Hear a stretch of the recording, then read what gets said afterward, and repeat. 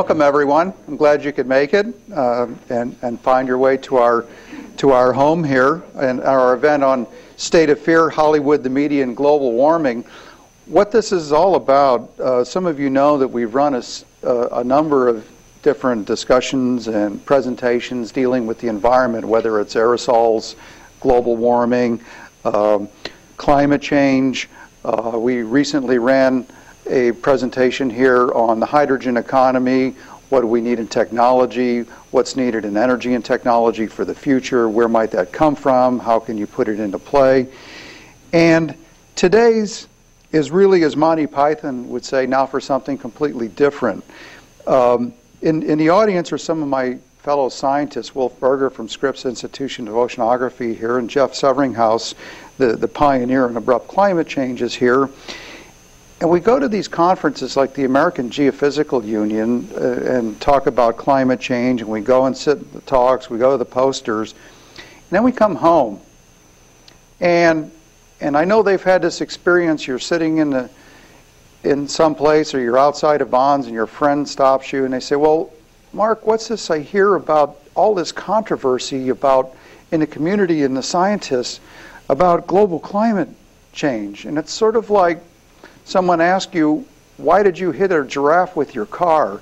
Because it has nothing to do with reality. We go and argue at these conferences, it's true, but we argue about issues about, well, the radiative forcing should be 10 watts per square meter rather than 9.8, or the effect of aerosol particles is this. And that's what we argue about and those sort of things. But whether or not there's global warming is not an issue. So what's going on? What's going on in the public? Why is the perception not there? Why is the communication not there? What are the issues? And the fact of the matter is, we don't necessarily make a living dealing with the media or journalists as a full-time occupation. So we don't necessarily know. So we thought with a couple of events. One, of course, was the movie State of Fear, and one was a book that came out recently, which you'll probably hear some opinions on through the course of the afternoon here.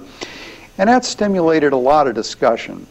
And so that's why we have this theme, and we brought people, invited people who have both graciously agreed to come here, who I'll introduce. Gene Rosow, who will be our lead-off person, is a professional film person. And Naomi Oreskes is on our faculty here, who is a dual citizen, both as a geoscientist and as a historian of science. And so both of these people are going to speak to you this afternoon about the issues and trying to deal with what's going on with the perception with the public, where are we making it, where are we not making it. And so that's what you're going to hear about. They will give us presentations. After both presentations, then, what we're going to do is make this an open discussion. So we'd like people to ask questions. Now's your chance to ask questions, express opinions. We're taping this so that when you get questions, we'll give you a microphone turned on so that your questions will be recorded for posterity. But now's your chance to ask questions and express opinions. So without any further introduction, let me introduce our first speaker. And I'm pleased to have Gene Rosow here from the far north of Los Angeles. He's a documentary filmmaker, as I've said, and a feature film producer from Los Angeles. He has a doctorate, and he's taught film history at the University of California, somewhere up in the Bay Area. I forget the name of the school. And for the past 30 years, he's worked in documentary and feature film, television, music, and internet media as a writer and a producer and a director.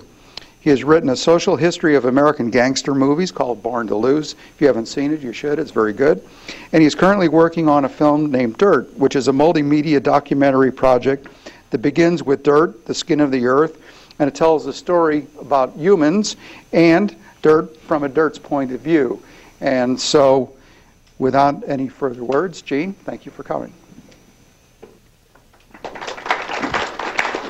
Okay, well, good. When this panel was proposed to me, the sort of the subject was, what responsibilities do journalists, novelists, and filmmakers have in accurately portraying misunderstood scientific and environmental issues, which is a completely fair question. I'm speaking not as a scientist, obviously, but from a media perspective. And so what do we expect from the media in portraying science accurately in terms of assessing our current situation? And in the past, the media issues were simpler. Newspapers and TV were supposed to keep the public informed about current issues within limitations. Novels and movies were to keep the public entertained. And my experience is both a filmmaker in documentary and feature film worlds. As a documentarian, you set out to explore factual topics.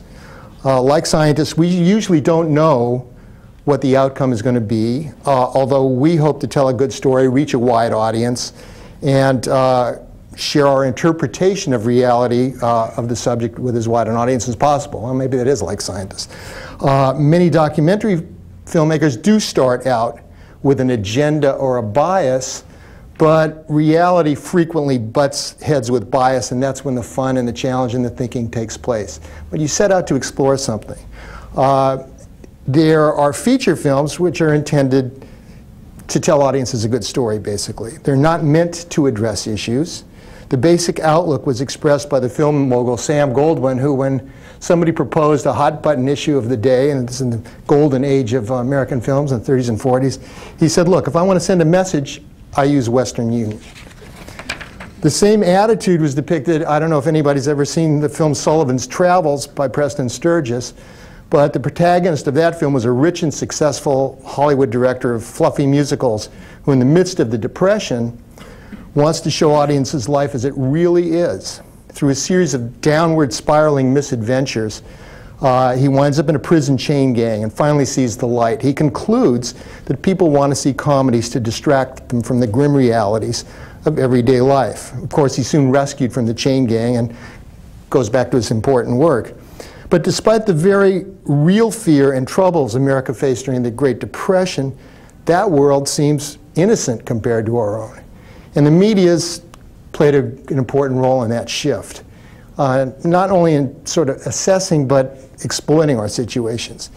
I mean, well, there's horror films, certainly horror films, disaster films, science fiction have been turning fear into a thriving business for years, from Frankenstein, Freddy Krueger, Night of the Living Dead, Blair Witch Project, Toxic Avenger. I mean, some of these things have been thriving on fears from forever with the movies and with media. And perhaps one can say that media has played a key role in that shift by shrinking the world. McLuhan's Global Village has become something quite different. And global terror, the global war on terror, globalization, anti-globalization, and global warming have all made us feel more vulnerable and fearful. Now, in his fictional account of eco-terrorism, State of Fear, Michael Crichton presents global warming as a hoax perpetrated by self-interested environmentalists who intend to spread fear by creating environmental catastrophes which they will exploit for their own nefarious purposes. And I'd just like to read some of the passages that set it up, and these are ones that pertain mostly to his perspective on the media and the people that manufacture the idea of, according to him, the idea of global warming. And he says that this using fear that he pins on the environmentalist is he says, I'm leading to the notion of social control, the requirement of every sovereign state to exert control over the behavior of its citizens and keep them in orderly, reasonable, docile, to keep them driving on the right side of the road or the left, to keep them paying taxes, and of course to know that social control is best managed through fear. He goes on to say that because although we imagine we live in different nations, France, Germany, Japan, the US, in fact, we inhabit exactly the same state, the state of fear. How has this been accomplished? He puts these lines in the mouth of a character who is sort of the mad, he would be a mad scientist were he not in the humanities. He's a professor of communications, and he believes that there is a conspiracy, which he describes as following. He says that there's no longer a military-industrial complex is no longer the primary threat and driver of society, rather. In reality, for the last 15 years, we have been under the control of an entirely new complex, far more powerful and more pervasive. I call it the politico-legal media complex, the PLM, and it is dedicated to promoting fear in the population under the guise of promoting safety. The main character says, who's a lawyer, safety is important. Please, Western nations are fabulously safe, yet people do not feel they are because of the PLM. And the PLM is powerful and stable precisely because it unites so many institutions of society. Politicians need fears to control the population. Lawyers need dangers to litigate and make money. The media needs scare stories to capture an audience. True enough. Together, these three estates are so compelling that they can go about their business even if the scare is totally groundless, if it has no basis in fact at all. And he goes on to say, we're talking about a situation that is profoundly immoral. It is disgusting, if truth be told. The PLM, which could be a new term for something, callously ignores the plight of the poorest and most desperate human beings on our planet in order to keep fat politicians in office, rich news anchors on the air, and conniving lawyers in Mercedes-Benz convertibles. Oh, and university professors in Volvos. Let's not forget them. As an environmentalist and a former university professor in my Volvo, I take umbrage at both of them, but he got me twice with that. And he says, so he's taking aim at, if this sounds nutty, it's nutty. He says what happened is the universities transformed themselves in the 1980s, and because they had a new role to play. They became the creators of new fears for the PLM. Universities today are factories of fear. They invent all the new terrors and all the new social anxieties, all the new restrictive codes. The modern state of the modern state of fear could never exist without universities feeding it. There is a peculiar neo-Stalinist mode of thinking that is required to support all this, and it can thrive only in a restrictive setting behind closed doors without due process. In our society, only universities have created that so far. The notion that these institutions are liberal is a cruel joke. They are fascist to the core, I'm telling you. Well, and scientists are part of the fear-mongering. In this book, the fearless scientists who dare express their doubts about global warming are depicted as a silent majority. Now, this is a nut job here. You're not hearing this in any of what you're reading in the accounts of the book, but this is the bias, and I think it's incredibly irresponsible, and we're talking about responsibility as a bias. Others will speak about the specific factual material of the science presented here and footnoted as if it were, a real argument, but we'll go. Now, if I were to approach this book from a film producer's perspective, and this is how the media will take the subject, to make a feature film, a fiction film, a Hollywood film, my thoughts would go something like this. Okay, this book has a catchy title. It's a great title, State of Fear. It's number 5. Now I think it's number 4 on the New York Times bestseller list. That means somebody out there has heard of it and is reading it, and we can probably make money on this. Crichton has a track record. He's made all these films that have made money. Why not? Even though he doesn't write very well, in fact, he's a terrible writer. This doctor turned self-taught novelist does get his books made into movies. There's something. Okay, the protagonist is a well-meaning, naive environmental lawyer who's so weak he's pathetic. That's a problem because you need a strong, interesting character. It's not a great star vehicle. I'm not going to get Tom Cruise or anybody to play this lawyer who's so weak in the knees he's ridiculous. But Crichton's alter ego is an unbelievable action scientist, super spy, mountain climbing, ski expert who works for sort of the neo-CIA secret. It's a new intelligence agency that even this administration hasn't thought up yet. And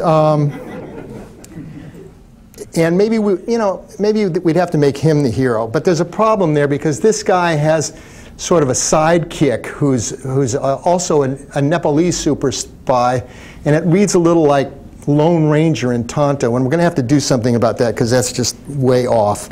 And then he's got these beautiful sidekick women, but they end up like tied to the stake at the end, as we used to tie, women on the railroad tracks in the old serials, and that's really too cheesy.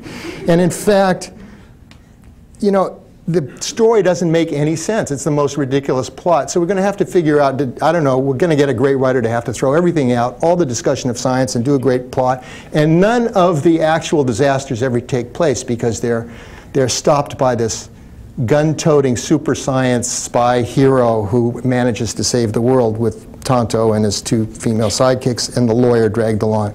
However, there's something here. And for sure, somebody 2.5 hours north of here has already optioned this book and is working on this in some way.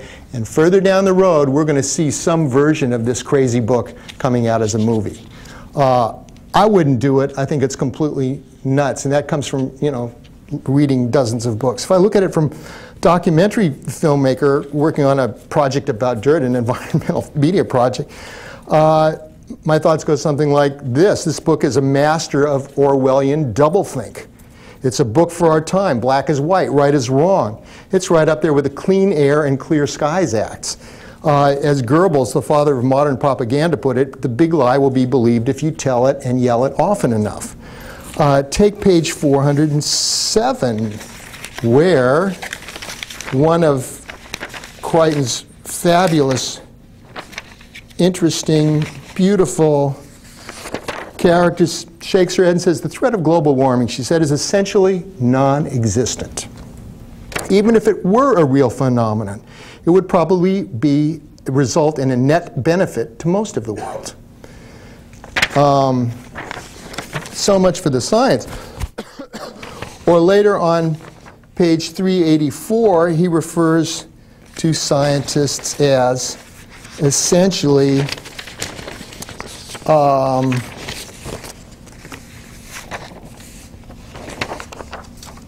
unethical. You're saying that climate scientists are unethical? A character asks naively. I'm saying it's never a good policy for the fox to guard the hen house. Whatever that means in regard to climate scientists, you can tell me. Such procedures are never allowed in medicine, for example, where double-blind experimental design are required. So you're saying climate scientists are unethical.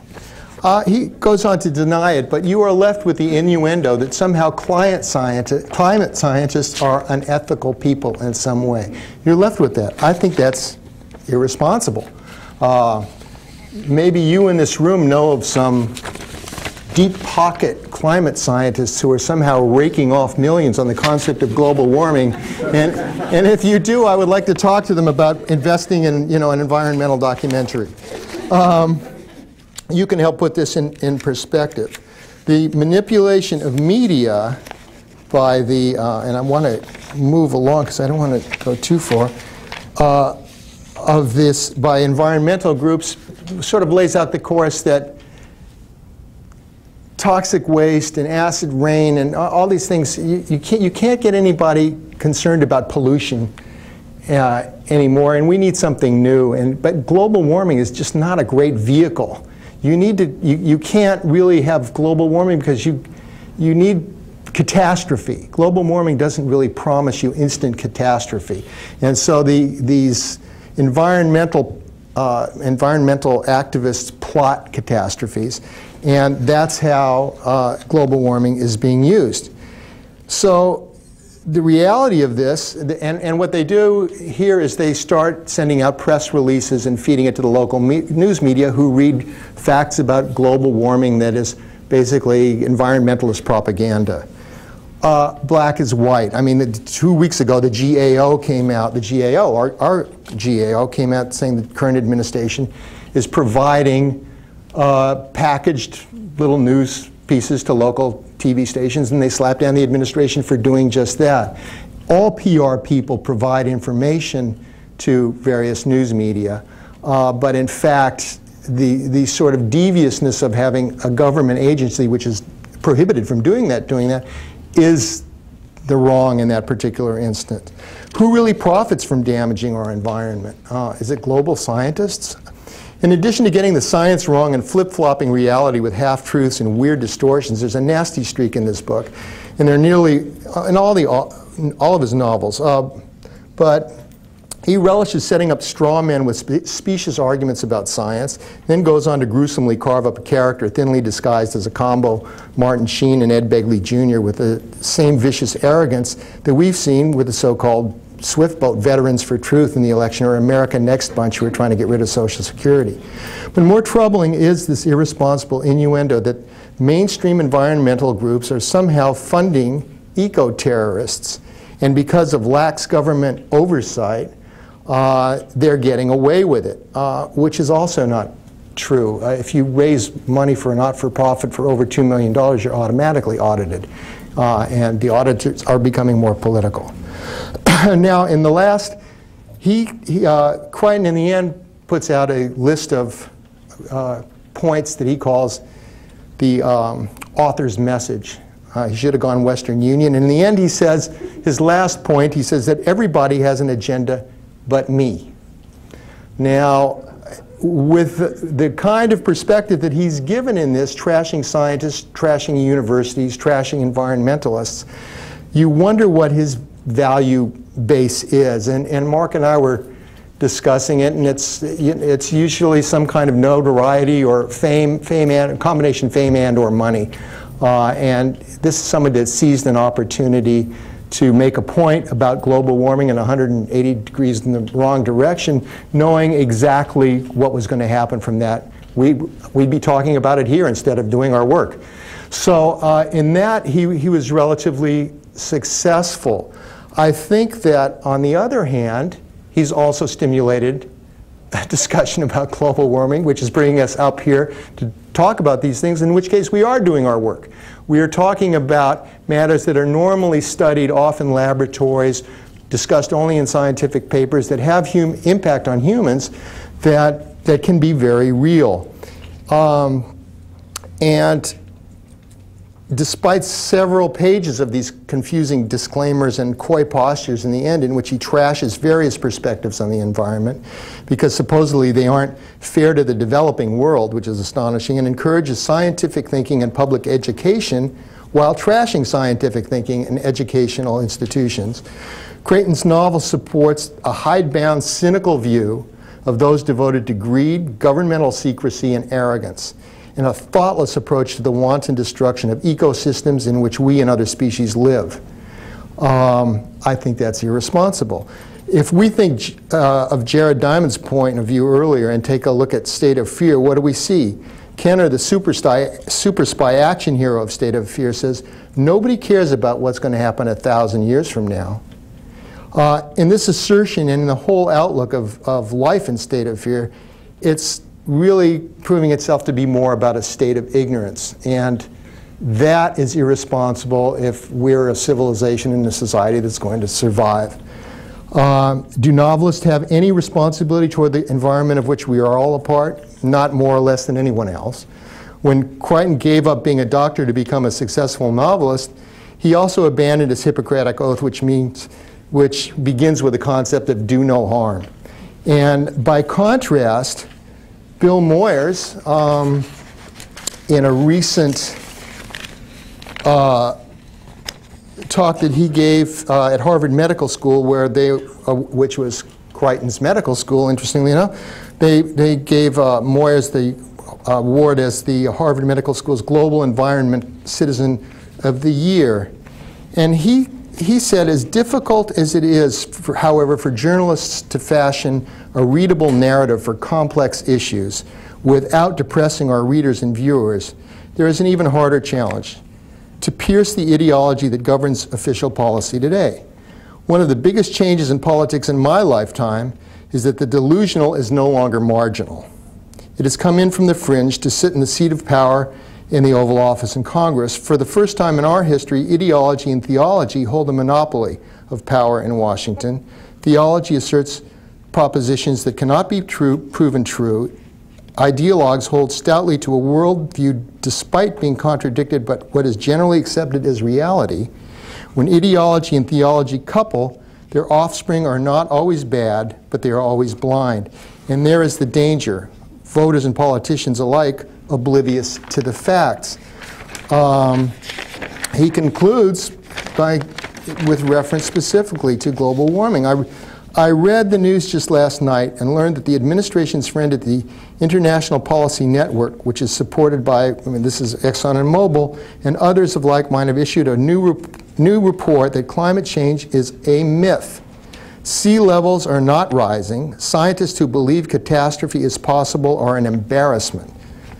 I not only read the news, but the fine print of the recent appropriations bill passed by Congress, with the obscure and obscene riders attached to it, and a clause removing all endangered species protections from pesticides, language prohibiting judicial review for a forest in Oregon, a waiver of environmental review for grazing permits on public land, a rider pressed by developers to weaken protection for crucial habitats in California.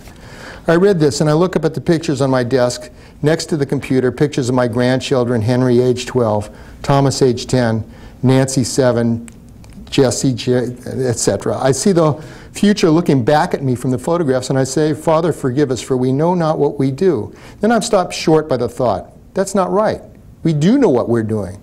We're stealing their future, betraying their trust, despoiling the world. And I ask myself, why? Is it because we don't care? Because we are greedy? Because we have lost our capacity for outrage, our ability to sustain indignation and injustice? What has happened to our moral imagination? On the heath, Lear asks Gloucester, how do you see the world? And Gloucester, who is blind, answers, I see it feelingly. Moyer says, I see it feelingly. The news is not good these days, I can tell you. Excuse me, though, as a journalist, I know that news is never the end of the story. The news can be the truth that sets us free, not only to feel, but to fight for the future that we want. And we will, and the will to fight is the antidote to despair, the cure for cynicism, and the answer to those faces looking back at me from the photographs on my desk. We need to match the science of human health, is what the ancient Israelites called chokmah, the science of the heart, the capacity to see, feel, and then act as if the future depended on you. Believe me, it does. Now, here's a journalist acting in what I would consider a reasonably responsible way, thinking about the consequences of what he's doing and what he's saying, suffering them in some cases by getting booted off television, but not pretending to quote something. And the problem for me in the Crichton book and science is the irresponsibility that I see is, for those of you who have not read the book, it's footnoted extensively. And this morning in one of the classes, a girl came in who really wanted to talk about the book, and she said her mother had handed her the book. She's in the environmental systems program here, and said, you better read this, Clyde. Global warming is a myth. It says so right here in the book, and I know it because it's footnoted. So in some way, Crichton knows what he's doing, and I can only agree with Moyers in that sense.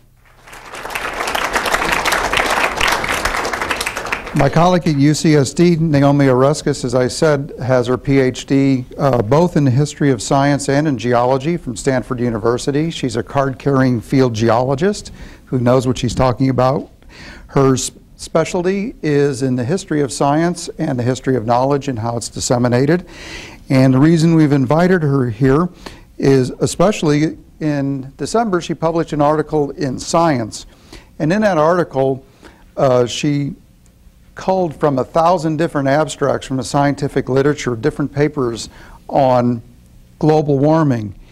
And every single paper that was written out of those thousands, there was no disagreement whether or not there's global warming. And this comes straight from the scientific literature, where one hears that there's all of these disagreements. So that's drawn a lot of interest in the public, and so we thought it would be interesting for you to hear Naomi's perspective. So thank you, Naomi. So I'm a historian of science, and as a historian of science, what I do is study scientific communities and how they create scientific knowledge. And that includes both the technical dimensions of scientific knowledge. So for example, how do scientists figure out the structure of silicate minerals, as illustrated in this picture? How do they figure out the distribution of atoms in a mineral that they can't see, particularly since these pictures were made before things like transmission electron microscopy were invented? And also the social dimensions. How do scientists communicate what they think they've learned? How do they convince and persuade others that their convictions are correct about the natural world? So this is an illustration taken from the Times of London in 1919, after the famous eclipse expedition by Sir Arthur Eddington confirmed the startling predictions of the theory of general relativity, that starlight would be bent in the presence of massive objects such as the sun. This is from the Times of London, illustrating that the media, the role of the media in communicating scientific information is not new, but actually has been with us for quite some time. And the publicity that the Times and other newspapers gave to the Eddington expedition played a very, very important role in the creation of Einstein as a celebrity figure that all of us can conjure up his face very easily.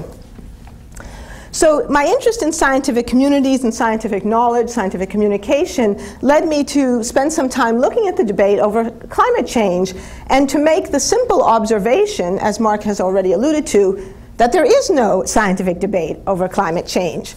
So I could just go home right now because I have nothing left to do, but I have to teach classes and do research, so, so I have to say something more. So how can I say this? How can I say that there's no scientific debate over climate change? Well, a scientific debate is a debate among scientists.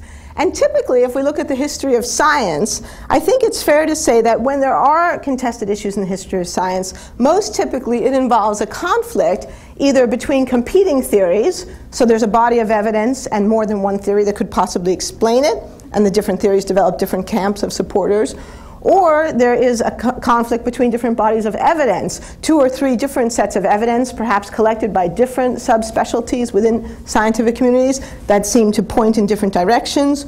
Or there could be a conflict between theory and evidence, where theoretical constraints seem to point in a certain direction, but empirical evidence may seem to point in a different direction. So this is the sort of thing one might look for if there were a scientific debate going on. You might want to try to understand, well, what's this debate about? Is it a debate between competing theories, between competing bodies of evidence, or between theory and evidence? But in the case of climate science, there is no such conflict.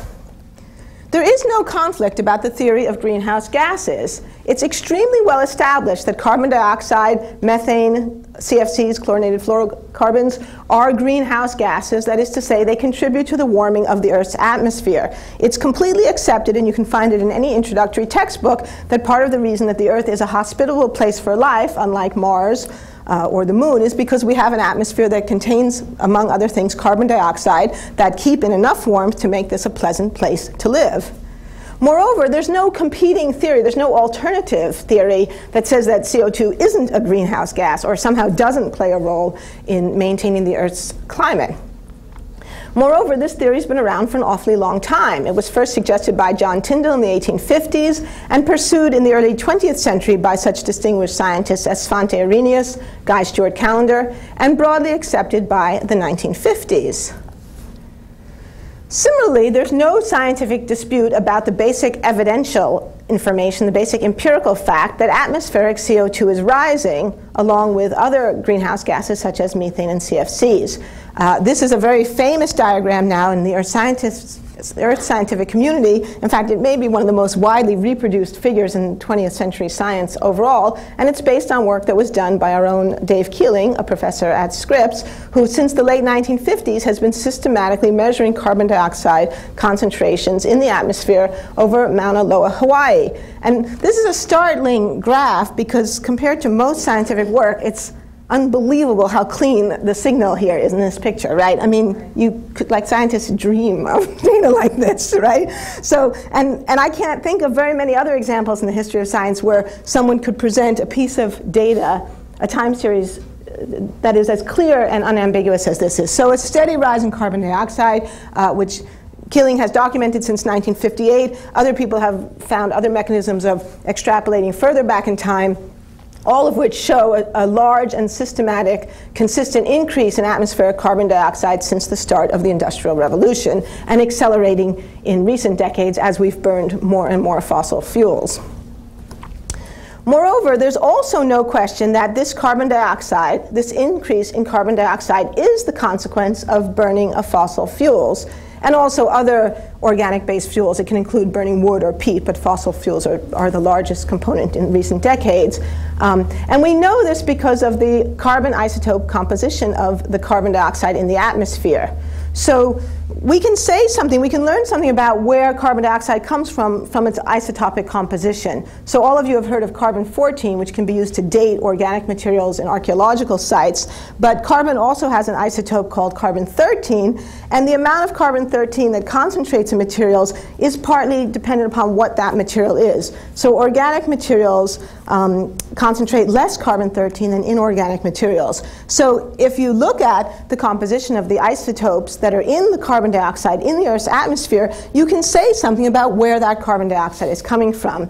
And this is another very clear and very startling piece of scientific evidence that was just published a little more than a year ago, which shows a very clear signal of a decrease in carbon-13 value in atmospheric CO2, which is virtually the mirror image of the increase in concentration overall. So this clearly shows that this carbon is not coming from volcanoes, it's not coming from diamonds being crushed up or some other possible theory that you could try to invent to come up with why there would be this extra CO2 in the atmosphere, but clearly indicates that it's an organic carbon source, fossil fuels, wood, peat, coal, oil, gas, etc.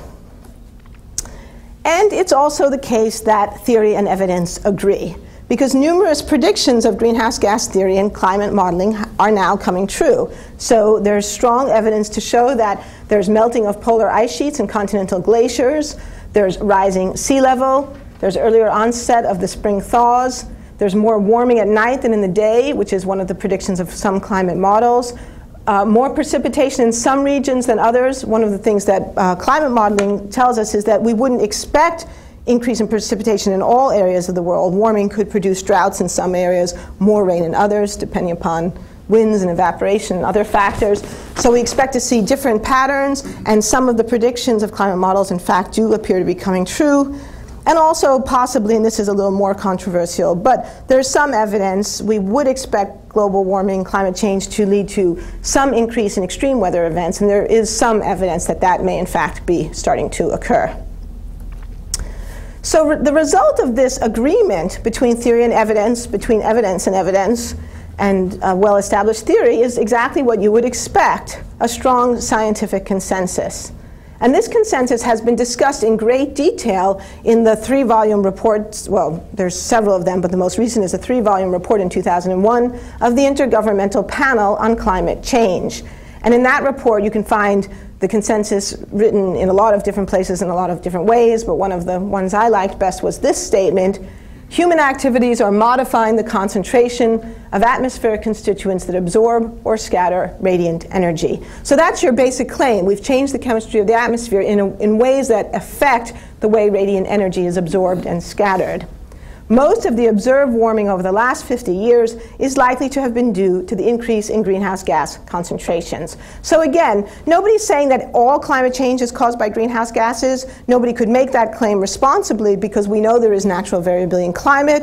Nobody is saying that any of this can be proven beyond a shadow of a doubt, because nothing in science can be proven beyond a shadow of a doubt. But a responsible way of thinking about what we know is that most of the observed warming over the last 50 years is likely to have been due to the increase in greenhouse gas concentrations. It's what you would expect to happen based on theoretical principles, and it's what the empirical evidence shows us is, in fact, happening.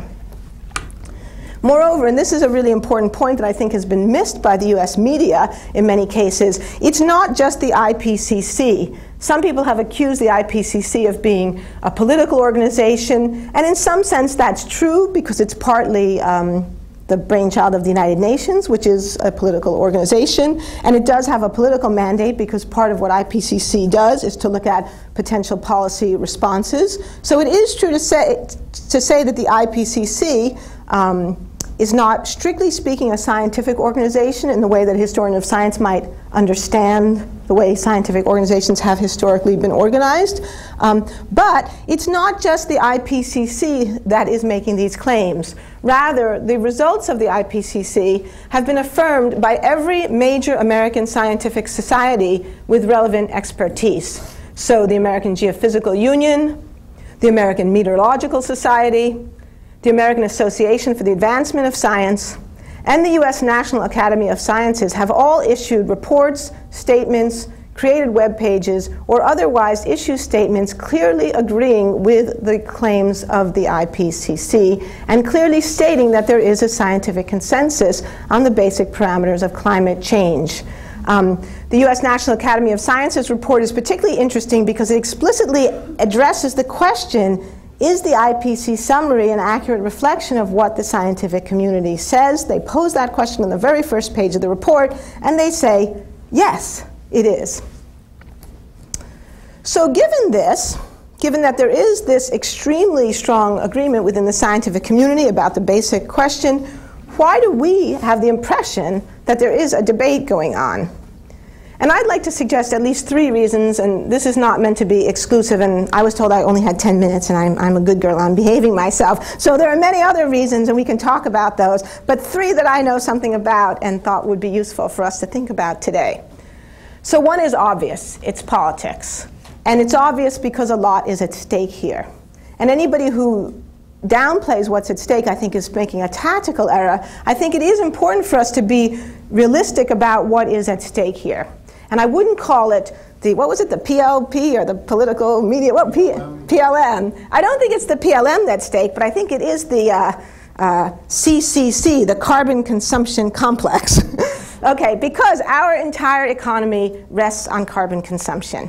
That's a fact. Everything we do, every time we go someplace, every time we heat our house, every time we turn on a light, every time we buy a manufactured product, we get in our car, we go to sleep at night and turn on the alarm clock, whatever you do, you're implicating yourself in an economy that is based on the consumption of carbon, the burning of fossil fuels. That's a fact. And beyond that, it's also true that in a general way, there's a quite close correlation between the gross domestic products of the industrialized nations and the amount of fossil fuels that they use. I don't have that chart with me today, but it's not exactly linear, but it's awfully close. There's a few countries like Canada that burn a little more fossil fuels than average because it's cold, and there's a few countries like Switzerland that burn a little less than average because they have a very paper-based economy. But by and large, wealth in the industrialized world is tied up with the use of energy. And that's a fact that we can't get around very easily. It's also true that most proposals to address climate change involve decreasing carbon consumption. They don't have to necessarily imply that, but most of them do. And so this is a very serious proposition. And so it seems to me not surprising that given how serious this is, that there would be resistance and also denial. And I think we're definitely seeing that, and I think that personally I think Michael Crichton is part of a kind of denial, kind of group denial thing that's going on, where rather than confront the issue and talk seriously about how we should respond to it in a reasoned way, we simply deny that there's a problem. We cover our eyes, we put our head in the sands, we deny that it's true so that we don't have to confront what it might mean for us and what kinds of changes might have to happen. We also can be in denial about it because it is also true that the United States is the country that produces the most CO2 of any country in the world. So we can fuss about China, we can fuss about Brazil and India, we can fuss about what China may do in the next 100 years or what Brazil may do or what India may do, but we're the ones who are doing it right now. So we're in denial. A second obvious and equally important issue and closely related is economics. So the economic ramifications are not trivial. I think we can acknowledge that. I love the fact that Gene had a clip from the fellow from the Competitive Enterprise Institute, because I've had all kinds of email from people there, and you're absolutely right. These people are nasty, they're vindictive, they're mean, and they're not interested in a discussion, they're interested in attacking. And I've been actually startled by the hostility and vindictiveness of some of the email that I've received from these people. And I have to say, it's actually kind of frightening to me. I knew that some people wouldn't like what I had to say about climate change, but I didn't know that they would call me a Stalinist or a fascist, and I find that actually depressing because it makes it hard to imagine how you could have an intelligent conversation. So it's nice to be here where I hope nobody's going to use words like that. I trust nobody will. Okay, so the economic ramifications are not trivial, and some economists are worried. And I would suggest that it's okay for them to be worried. They should be worried. They should get to work on figuring out how to solve this problem without causing a mess to the economy, right? That would be a reasonable project for economists to take on, and some economists have taken it on. But what others have done, and which I think is irresponsible, is that they've spread misinformation. Because an enormous amount of the misleading discussion and even deliberate misinformation about climate change has come from economists. It's come from places like the American Enterprise Institute, the Competitive Enterprise Institute, and the George Marshall Institute, all of which are committed to laissez-faire economic programs. But I would like to argue that you could believe in laissez-faire economics and still care about global climate change, and that that's not an either-or proposition. But some economists have tried to suggest that it is. So one of the things that some of these folks have done is to emphasize the scientific uncertainty, because emphasizing scientific uncertainty can be a way to avoid action. So you can argue that action is premature. I had an email just the other day to this effect. Action is premature because if you don't know what's going on, then you don't have the basis for making an informed policy. But the fact is we do know what's going on. Then a third issue is communication, and I'd like to think about this in two parts, or I would like you to think about it, or we could discuss it in two parts. One part has to do with scientists, and the other part has to do with the media, which is the topic we've been asked to consider today. So if we look at scientists, I would like to suggest, with all due respect to my friends and colleagues here, that scientists have not explained things very well, and that despite the reports of the Academy and the web pages and all that, that most people don't have a very good idea about what's going on. And Mark and I talked about this the other day. I was thinking about this. So if you go to the American Meteorological Society, they actually have this really nice web page that's very good, very reasoned, very calm, very well explained, very clear. It's obvious that people have spent a lot of time working on this, and it's obvious that they've thought hard about what the right way is to pose the scientific consensus in a way that's fair to what scientists know, but not alarmist, not fear-mongering. So it's a very, very thoughtful web page, and I encourage you all to look at it. But then I thought, okay, but how many people sitting around on a Friday night think to themselves, you know, I'm not going to watch NYPD Blue tonight. I'm going to check out the web page of the American Meteorological Society. Right, nobody. Well, only weirdos like me, but you know. And furthermore, I mean, how many of you even knew there was an American Meteorological Society before you came to this talk today? Probably not most of you, right? So, okay, you know, a few. But so it's not enough just to post a web page, right? Communication isn't just about posting something and expect people to come. I mean, maybe they did that in the Middle Ages when they posted the bonds, you know, on the church door or something. But that doesn't really work in our day and age. So if you want a message to get out, you have to be aggressive, and Michael Crichton is, right? Michael Crichton gives, I mean, I'm sure he has several agents. He has all kinds of people who work on creating publicity for him. Most of us academics don't have that. So we don't have this kind of mechanism for getting our information out. Universities have gotten better. Inga's here somewhere. Inga has helped me get my message out. So, you know, we're learning, right? Things are changing, but still, it's not the same. The other issue, and I think this is really important to think about, is that I think that when scientists talk about their own work, they often confuse scientific debate with scientific uncertainty. Debate is when scientists disagree. Uncertainty is when scientists don't know. So scientists do know that climate change is occurring, but they don't know precisely what will happen in the future. By definition, the future is uncertain. But often when scientists talk about climate change, they do conflate something that might be a subject of argument within the scientific community, like, you know, 10 watts or 9.8 watts or whatever the issue is, kind of conflate that, a kind of argument or disagreement, with a question of uncertainty, the things we don't know. And I think that it's important to unpack those, because as Mark said before, there's always discussion and argument going on in the scientific community. That's what research is all about. It's all about arguing about the things that we disagree about and don't know. But that's different than things that are uncertain because we don't know how to figure them out, or they're in the future, they're not accessible, whatever. And of course, the media have contributed to this confusion as well. And there's a couple of things here that I'd like to put on the table for our discussion. So one issue that seems to clearly be a factor in discussions of climate change is the desire to have balance. That many journalists do have a strong sense of responsibility and objectivity, and do believe that it's part of their responsibility to present what they might refer to as both sides of the issue. And you can see this on television, the phenomenon of dueling experts. If you pick up the newspaper, very often if an article presents one expert saying A, there'll be another expert that says B. I say tomato, you say tomato. I mean, this is very common to find this in the press. But the problem is that if a reporter presents the views of two scientists, one who thinks that global climate change is real, one who says it's a myth, it gives an extremely misleading opinion or an extremely misleading impression, especially if the opinion in the scientific community is in fact 99 to 1, or 999 to 1, or 9,999 to 1, which is about, I think, probably what it is in this case, right? So there's a kind of false impression of discord or dissent or disagreement that's created by having dueling experts. Now, why do journalists do this? Well, I think most journalists do it because they're trying to do what they think is the right thing. They're trying to be objective. They're trying not to take sides. But it's also the case that there has been political pressure on the media from interests opposing political action on climate change, and actually demanding balance as a way of fostering their own political interests. And we know that this is true because it's been written about in a number of places. And I had a personal experience of this just a few weeks ago, where a reporter that I spoke to called me a week later to tell me that he had come under pressure from higher-ups in his own organization, who had come under pressure from someone outside, who they wouldn't say whom, because he had interviewed me talking about the fact that there was a consensus in the scientific community, but hadn't interviewed anyone claiming that there wasn't a consensus in the scientific community, right? So this sort of demand for balance can be used as a political tool to create the impression of things being different than they are actually, in fact.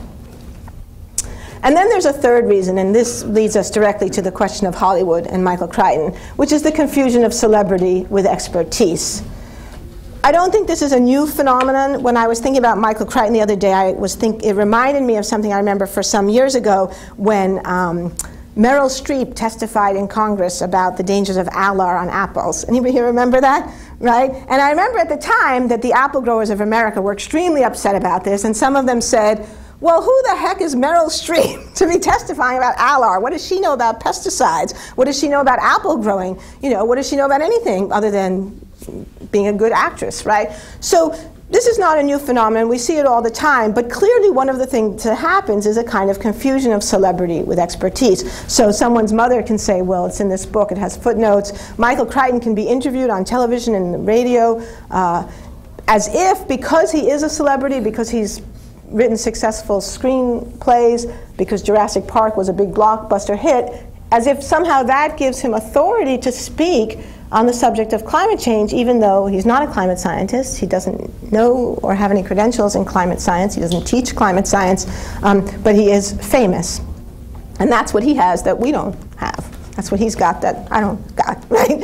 And just again, another example of this, which again, a few of us were talking about the other day. So a couple of weeks ago, a reporter says to me, well, why should I believe you and not Michael Crichton?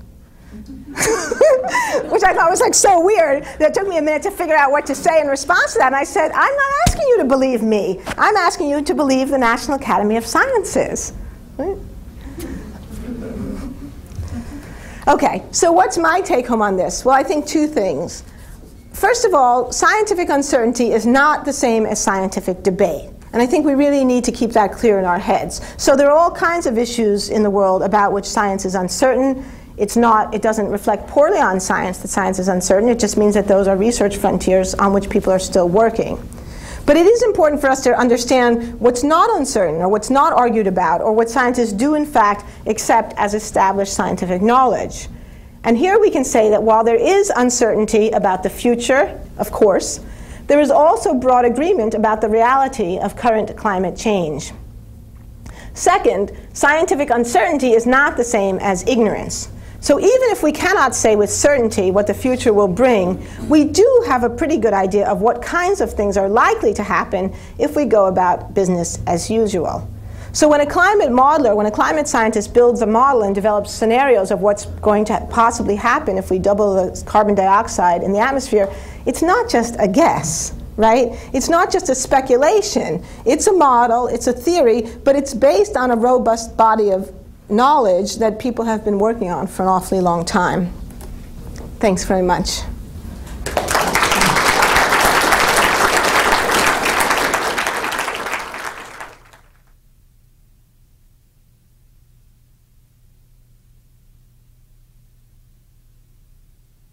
I think that's sort of the problem. I mean, I don't think as an academic, you don't become an academic because you want to be famous. You become an academic because you believe in scholarship and knowledge. And on some level, I think that's part of the problem, is that most of us became academics because on some level we actually like to be left alone in our laboratories or our studies or in the library to do intellectual work. And these other things are really different. It's a different kind of work. It takes a whole different sort of mindset, and it takes a heck of a lot of time. And it's not that much fun. It's a way less fun than I thought it would have been. You can say what you think, but I found the whole experience to be not very fun, actually. So I think it is a dilemma, and I think the only thing I can think of is that I do think that academics in general should be more willing to embrace a public role and view outreach not just as something we do as sort of service work or pro bono, but to view it as really a crucial part of our mission as a university and an educational institution. And I think that if all of us did that, then the burden wouldn't fall on a couple of us, like, you know, Jeff and me, Mark, and a few other people who are here. But I mean, if everybody participated and if everybody made the effort to speak up when issues come up that they did know something about, I think that would be a step. It would be a start.